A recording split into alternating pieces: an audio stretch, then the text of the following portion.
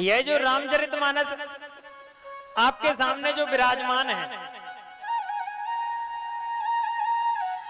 ये कोई साधारण ग्रंथ नहीं है महाराज, या कोई साधारण पुस्तक नहीं है।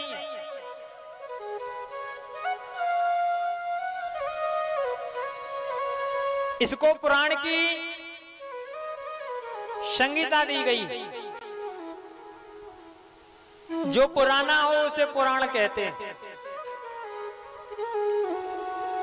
जिसकी पुराने होने के बाद भी नवीनता समाप्त ना हो,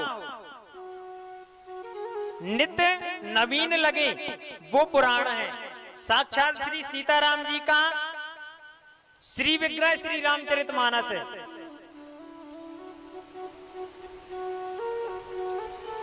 भगवान व्यास जी कह रहे हैं, तेनेयम वांगमयी मूर्ति प्रत्यक्षा वर्तते हरे।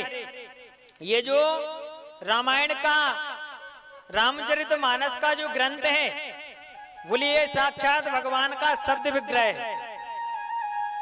श्री रामचरितमानस जो है भगवान का साक्षात शब्द विग्रह है। रामचरितमानस की रचना तो गोस्वामी तुलसीदास जी ने की। गोस्वामी तुलसीदास जी ने इसकी रचना नहीं की, इसको प्रकाशित किया तुलसीदास जी ने। रामचरितमानस की रचना करी किसने? बोले भगवान शंकर ने इस ग्रंथ की रचना करी। रचि महेश निज मानस राखा, पायस समय शिवासन भाखा। उत्तम समय जानकर के माता पार्वती को भगवान शंकर ने इस कथा का रसपान कराया। श्री रामचरितमानस की रचना तो भगवान शंकर ने करी।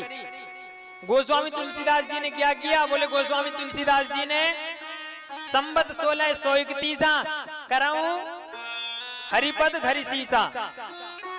गोस्वामी तुलसीदास जी इसका प्रकाशन करते हैं।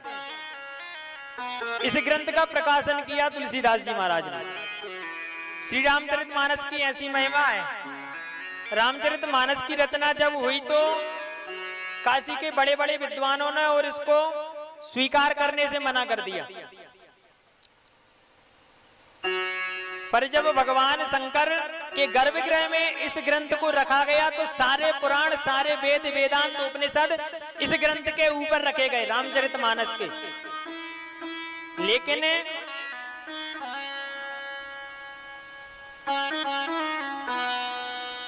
गर्भगृह में रखने के बाद दूसरे दिन जब भगवान के पट खुले तो रामचरितमानस जो महाराज सबसे नीचे रखा गया था, वह रामचरितमानस सब वेद, वेदांत, उपनिषदों के ऊपर पाया गया।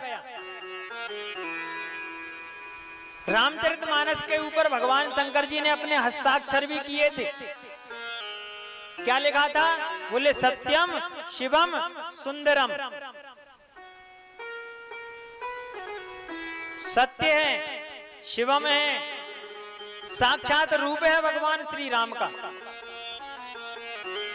और महाराज इसकी सुंदरता की तो क्या कहें, सुंदरता की तो कोई महिमा ही नहीं, इतना सुंदर ग्रंथ है। तो ऐसी श्री रामचरितमानस, ऐसी श्री रामचरितमानस है। रामचरितमानस भगवान की जो रामायण है ना, ये अत्यंत पवित्र करने वाली है। हमको जीवन जीना ये सिखाती है।